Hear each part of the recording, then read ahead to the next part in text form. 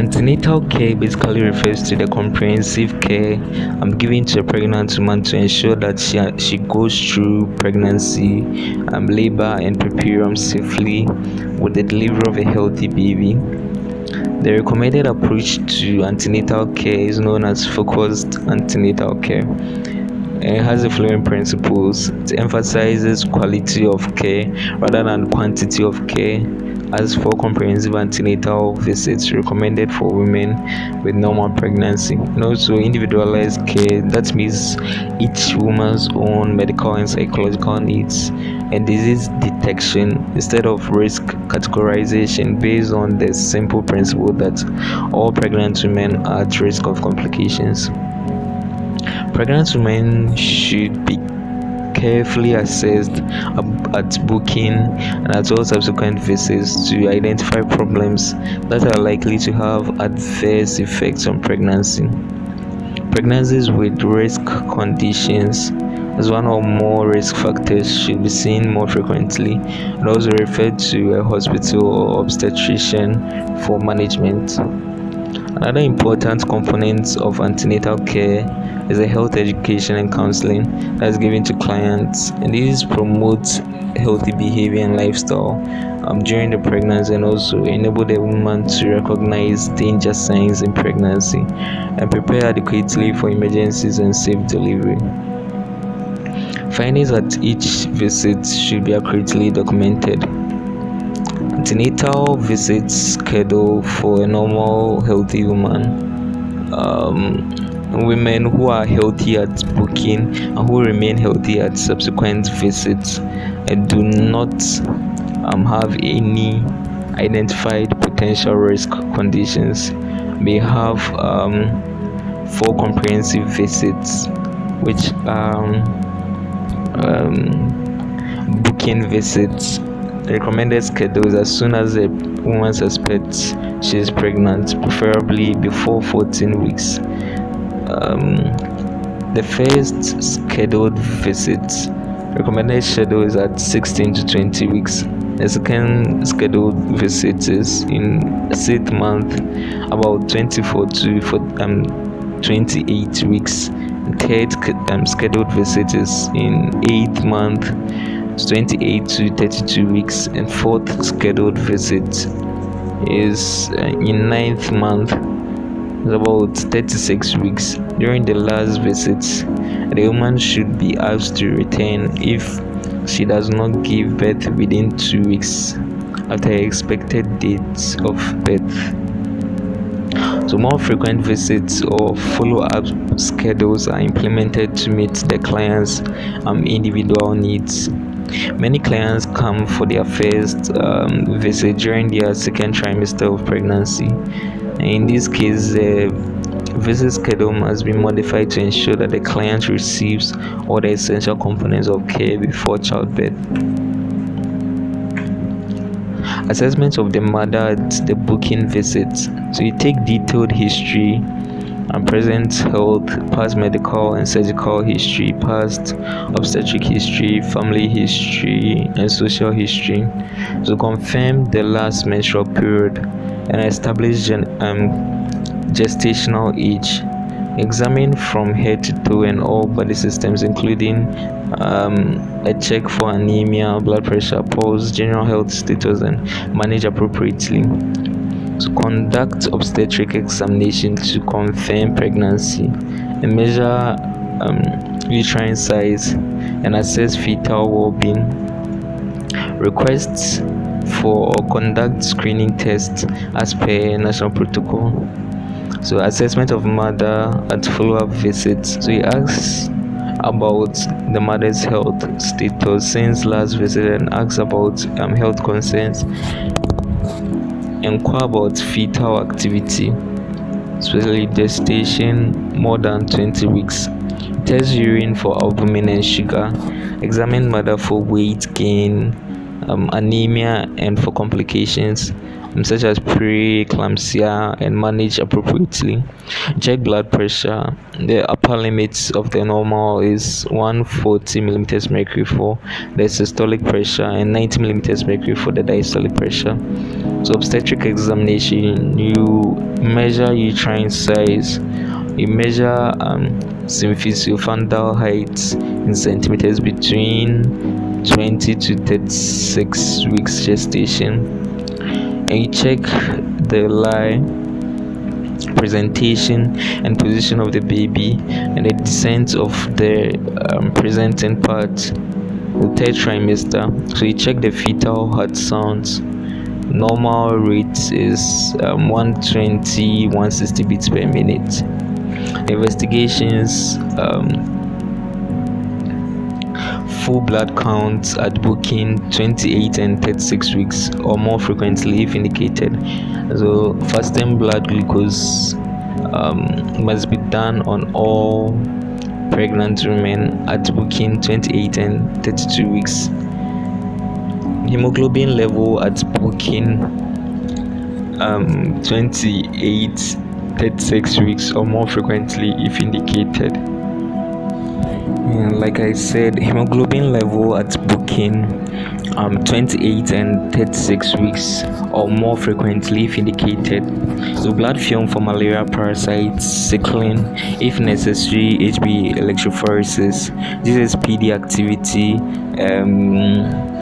urine analysis at each visit for proteinuria, glucosuria, stool analysis at booking, blood group and antibody screen, VDRL, TP, HA or RPR test, and HBsAg test as hepatitis B antigen, surface antigen test, HIV antibody testing, counseling required before testing, ultrasound scan, early ultrasound scan for fetal age estimation to exclude ectopic pregnancy, fetal anomaly scanning at 18 to 24 weeks if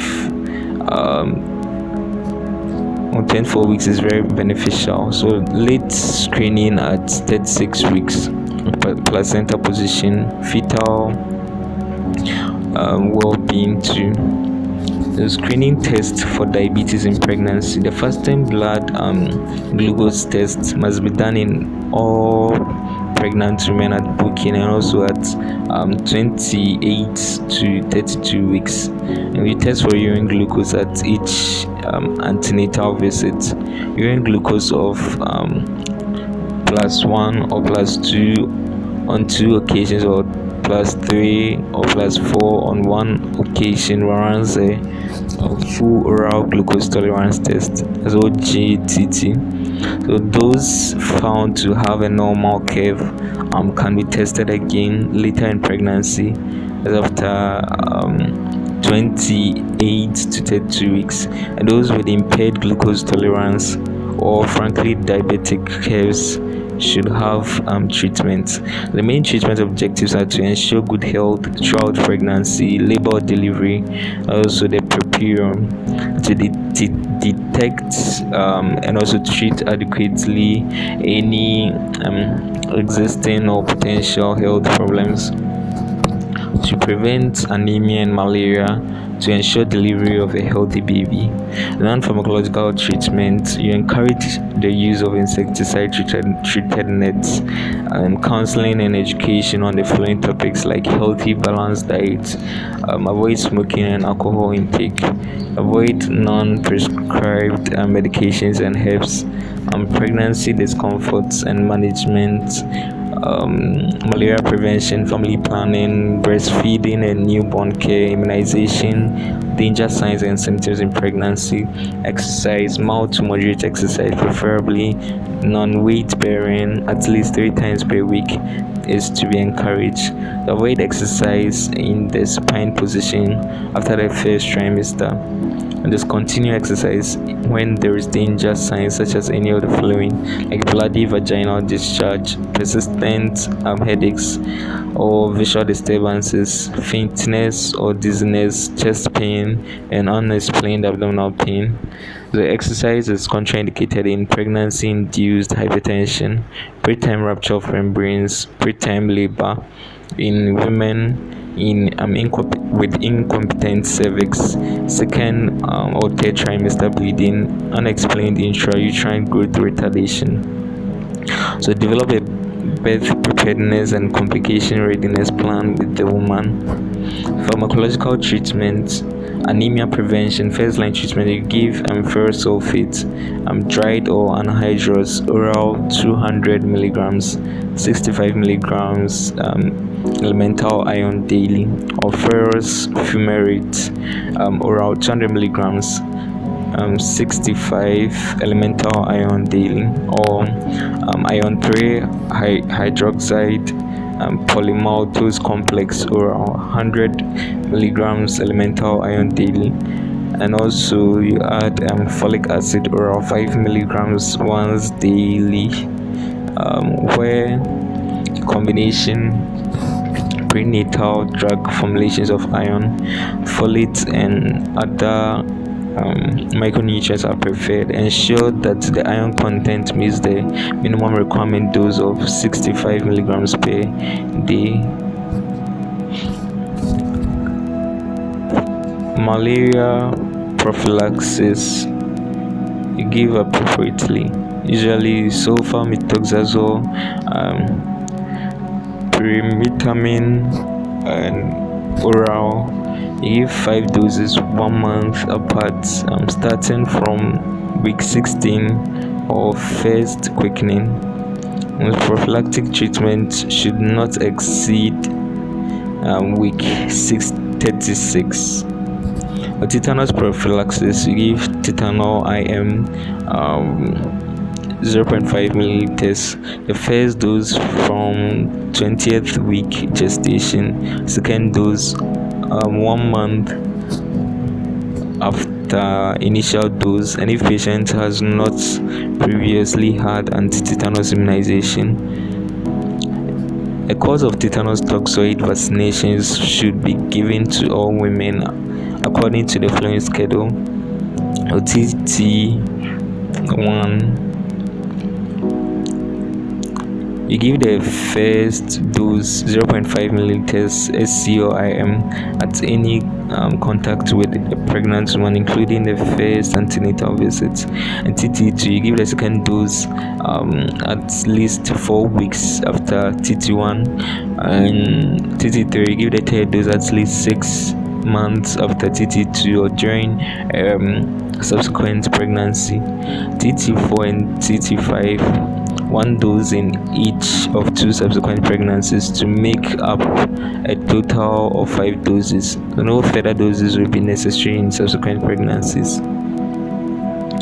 High-risk pregnancies include bleeding at any time in the pregnancy before labor, young, less than 18 years or older, above 35 years, as mothers in their first pregnancy, presence of medical conditions such as severe anemia, sickle cell disease, hypertension, diabetes mellitus, heart disease, asthma, chronic cough, such as pulmonary tuberculosis and thyrotoxicosis, and also